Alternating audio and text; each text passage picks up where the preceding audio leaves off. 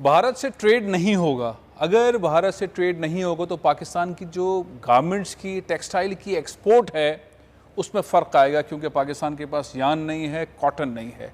दूसरा रास्ता क्या होगा? वज़ीर आज़म पाकिस्तान ने काबीना के अंदर इस फैसले की नफ़ी कर दी कि इंडिया के साथ ट्रेड नहीं होगा। अब जो एक्सपोर्ट है उसको किस तरह से आगे लेंगे, कॉटन यान कहाँ से आएगा, इस पर हम बात करेंगे। मसला ये हो गया कि पाकिस्तान ने बड़ी अरसे के बाद अपनी एक्सपोर्ट बहुत ज़्यादा बढ़ाई और 2020 के दिसंबर में पाकिस्तान ने $2.5 बिलियन की टेक्सटाइल की एक्सपोर्ट की। बहुत खुश आने भी फैसलाबाद के अंदर देखा कि सारी पाकिस्तान की सनतें चलना शुरू हो गई फैसलाबाद की, और हज़ारों लाखों की तादाद में रोज़गार मिला। अब हुआ यह कि वो मैकेनिज़्म चलता तो रहा, लेकिन फिर हुआ यह कि कॉटन नहीं है, यान नहीं, जिसकी वजह से लॉक आया और जो ऑर्डर्स पाकिस्तान को अमेरिका से और दुनिया भर से मिले थे, जो पाकिस्तान ने मेहनत की, एडवांटेज लिया, वो हाथ से निकलने लगा। और कॉटन का फैसला हुआ कि इंडिया से सस्ती ले लेते हैं, बॉर्डर खोलें। सनतकारों ने शोर मचाया, हुकूमत ने सोचा, हमने रज़ाक दाऊद साहब का सुना, उन्होंने कॉन्फ्रेंस वगैरह की कि हम खोल रहे हैं, लेकिन वज़ीर आज़म ने कहा नहीं भाई, कश्मीर का मसला जब तक होगा तब तक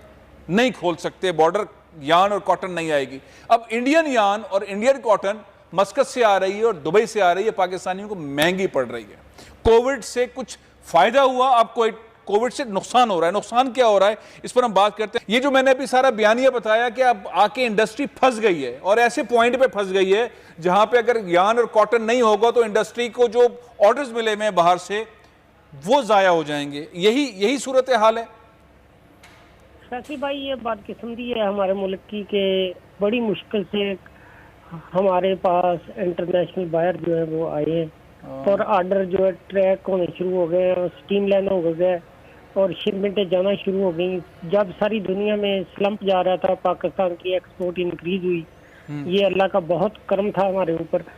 उसके बाद ये हुआ है कि कॉटन की शॉर्टेज जो है पाकिस्तान में, कॉटन की ग्रोइंग जो है वो कम हुई है। ठीक है। कॉटन ग्रोइंग एरिया जो है कॉटन का कम होता साल में आस्ता आस्ता वो कम हो गया जी। कॉटन की शॉर्टेज की वजह से इधर सट्टेबाज आ गए, इधर भी माफिया है, कॉटन माफिया। ये बड़ा एप्टमा जो है बहुत बड़ा माफिया है, शुगर से भी बड़ा माफिया है जी।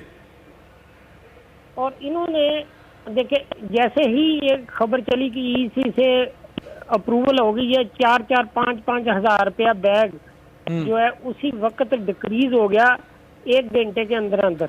ठीक है। और जैसे ही दोबारा इसकी अप्रूवल नहीं मिली कैबिनेट से तो 4-5 हज़ार रुपया बैग जो है उसका सट्टेबाजों ने जब लगाया। सलामत साहब, इसका एक हल क्या ये है कि पाकिस्तान एक्सपोर्ट जो है कॉटन की और यान की उस पर पाबंदी लगा दे और इंपोर्ट के ऊपर ड्यूटीज खत्म कर दे? कहीं से भी आ रहा है, आप ड्यूटीज खत्म, सारे टैक्स खत्म, ताकि पाकिस्तान इंडस्ट्री को एक बूस्ट मिले। आप समझते हैं ऐसा इकदाम होना चाहिए? आज तकरीबन Pakistan hosiery association, Pakistan power loom association, APTMA अबूमा और सियालकोट से हमारे दोस्त आए हुए थे, फैसलाबाद में चैम्बर, ये पावर लूम एसोसिएशन वाले, बेडशीट वाले, सभी एसोसिएशन ने आज मुतफिका तौर पे फैसला किया है। गवर्नमेंट को ये कहा है कि यार्न की एक्सपोर्ट जो है उसके ऊपर फुल फॉर पाबंदी लगा दी जाए। अच्छा, गुड हो गया, ताकि मार्केट में यार्न की अवेलेबिलिटी जो है वो हो जाए। और इंपोर्ट जो है, इंपोर्ट के ऊपर तमाम किस्म की ड्यूटियां जो है वो खत्म कर दी जाए, ताकि हमारे पास जो ऑर्डर आए हुए हैं, अगर ऑर्डर डिस्टर्ब हो गया तो दोबारा हमारे पास बायर नहीं आएंगे। इसलिए चले, जबरदस्त मुतालबा किया। जो मैं बात कह रहा था वही बात आप भी कह रहे हैं। फैज साहब, ये जो भी डिमांड आपने सुनी, जो आपने बात सुनी, वो बात मैं भी कह रहा था, हर कॉमन आदमी की समझ आएगी। हुकूमत जो है वो मसला हल करने की तरफ जा रही है, जो चौधरी सलामत अली साहब ने कहा। इस वक्त जो जरूरत है, अभी जो 3-4 दिन पहले एक हमारी ईसीसी ने जो फैसला किया था, वहाँ से जो उनकी तजवीज थी इंडिया से रॉ कॉटन और जो ये यान है वहाँ से इम्पोर्ट लाने की, जी हाँ, जिसको बाद में कैबिनेट ने जो है वो उसको, हाँ जी, तो उसमें ये है कि अब इसके बाद दूसरी सूरत जो बचती है वो यही है कि बजाय इसके कि हम अपनी कॉटन बांग्लादेश, अपना यान जो है वो बांग्लादेश को, या हम इंडिया को, वियतनाम को या किसी और मुल्क को बेचें, तो मेरे ख्याल में वो हमारी अपनी ही प्रोडक्ट्स के लिए इस्तेमाल होना चाहिए। तो आप कह रहे हैं एक्सपोर्ट पे पाबंदी लगा दो, और आप जो सलामत साहब का मुतालबा है उससे आप एग्री कर रहे हैं, सलामत साहब वाले मुतालबे से एग्री कर रहे हैं। प्रॉब्लम्स आ रहे हैं जबरान साहब, अब इंडस्ट्री पाकिस्तान की रुकी हुई है, हमारे पास कॉटन यॉन नहीं है,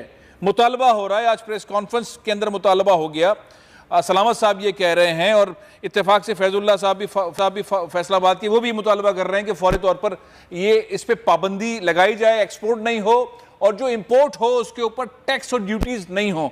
आप क्या कहते हैं, कितनी मुश्किल में आप, आपके पास जो ऑर्डर्स हैं अमेरिका के, वो आप डिलीवर करने की पोजीशन में हैं, नहीं हैं, घबराए हुए हैं, मुतमईन हैं, क्या सूरत हाल है?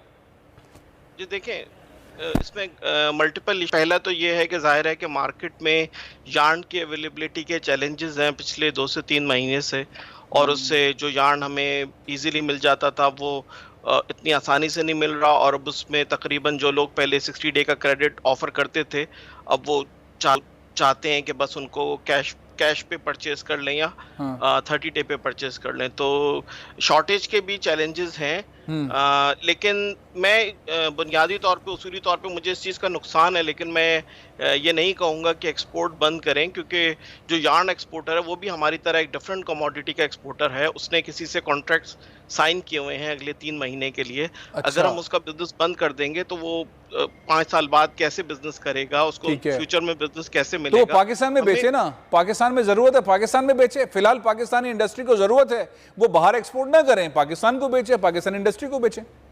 तो अगर उनकी प्राइस में गैप है, अगर 2 या 3% का, 5% का प्राइस गैप है, तो गवर्नमेंट को चाहिए कि उस गैप को ब्रिज करें, वो उनको एक टेबल पे यार्न एक्सपोर्टर्स को बिठाएं, और एक टेबल पे जो है वो कमोडिटी एक्सपोर्टर्स को बिठाएं, क्योंकि दोनों पाकिस्तान में। इस पे फौरन जवाब ले लेता हूं, ये कैसे मसले में अटक गए, फंस गए, एक्सपोर्ट बंद हो रही है, कम हो रही है, ऑर्डर्स पूरे नहीं हो रहे हैं, अभी जबरान साहब कह रहे हैं बड़ी मुश्किल में सूरत हाल, एक्सपोर्ट बंद करें यार्न की, कॉटन मस्कत के थ्रू ले लें, इंडिया की, दुबई के थ्रू ले लें, क्या करें, क्या हल होना चाहिए इस मसले का?